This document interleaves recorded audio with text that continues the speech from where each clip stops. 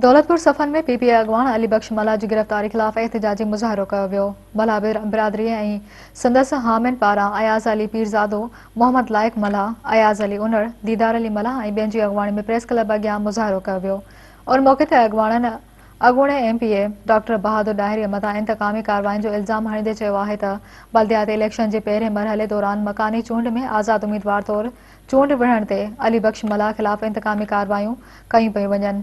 हुननि चयो त काज़ी अहमद हाईवे तां शहीद बेनज़ीराबाद जे मुख़्तलिफ़ थाणनि जी पुलिस अली बख्श मला खे बेगुनाह गिरफ़्तार करे मथसि चर्च जो कूड़ो केस दाख़िल करे चालान कयो आहे। हुननि वधीक चयो त पुलिस वॾेरनि जे कमदार बणिजी वई आहे। डॉक्टर बहादुर ख़ान डाहिरी पुलिस जे मदद सां खेसि हरासा करे रहियो आहे। हुननि supreme court of Pakistan, Sindh high court, army chief ऐं आईजी सिंध समेत आला इख़्तियारनि खां मुतालबो कयो आहे त अली बख्श मला तां कूड़ो केस ख़त्म करे खेसि आज़ादु करे साणसि इंसाफ़ कयो वञे। ॿी सूरत में एहतिजाज जो दाइरो वसी कयो वेंदो।